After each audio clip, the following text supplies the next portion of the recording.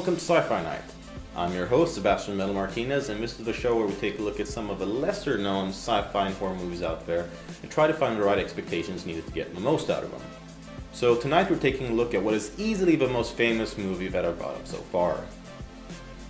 1997's Event Horizon is a movie that has since gained a bit of a cult following, but it performed pretty poorly in both the box office and amongst many critics upon release. Still though, this is a great sci-fi flick. It's got all the elements required for a solid sci-fi horror, and it pulls it off relatively smoothly. Alright, so I'll be honest, this is actually one of my favorite sci-fi movies, and it's one of only two Paul W.S. Anderson films that I actually truly enjoy. The other one is of course Mortal Kombat, but don't even get me started on the shitty Resident Evil films. Nah. Just no. The film is about a ship, the Event Horizon, that is capable of traveling faster than light speed.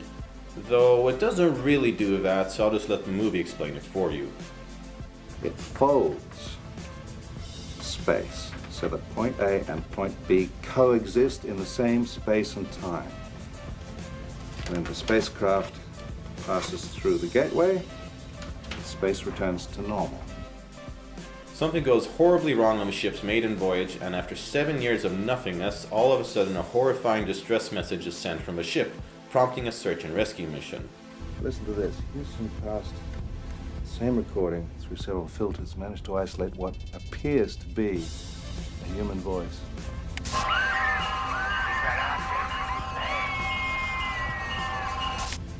Event Horizon features an all-star cast: Sam Neill, Laurence Fishburne, and Kathleen Quinlan, who all take off to investigate, and what they find has gone beyond our boundaries of time and space. Alright, so I'd really rather not spoil anything for those unlucky few who haven't seen this movie, but basically the ship has not returned the way it left. It's brought back something horrible with it. The acting is good, the plot is interesting, but what really hijacks the film for me are the visuals, and that's saying quite a bit when you've got top-notch actors like Morpheus and Mr. Jurassic Park leading the way. This movie is beautifully shot. The cinematography is great, and there's so many shots that are downright beautiful no matter what kind of films you like. Just look at some of these.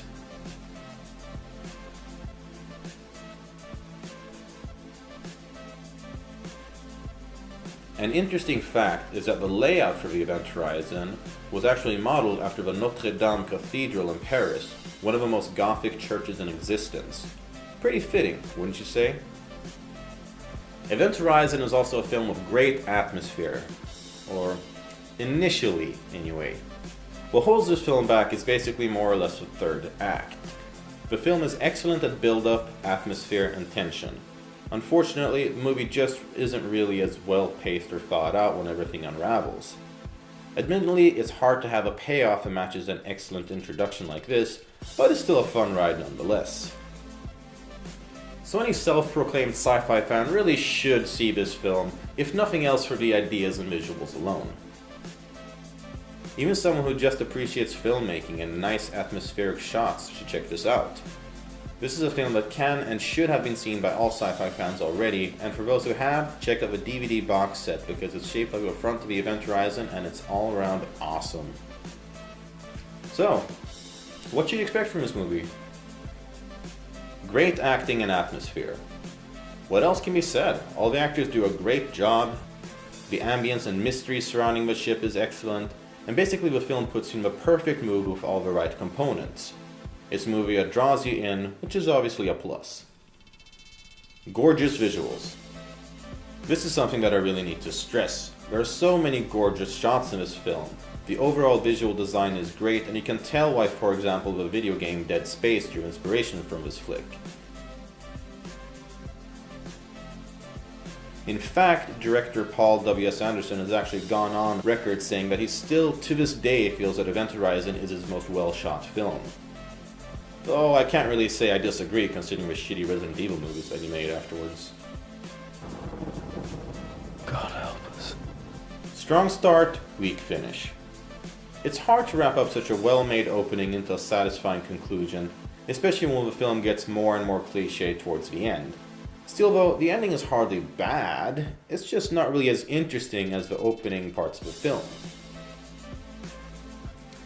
So that about does it for this episode of Sci-Fi Night. We hope you enjoyed it.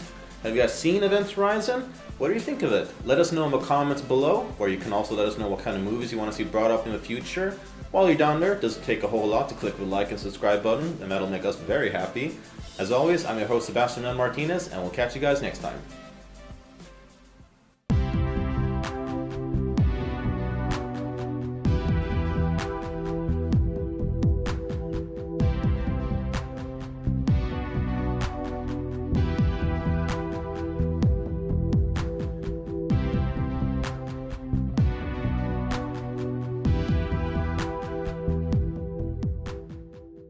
Fuck this shit.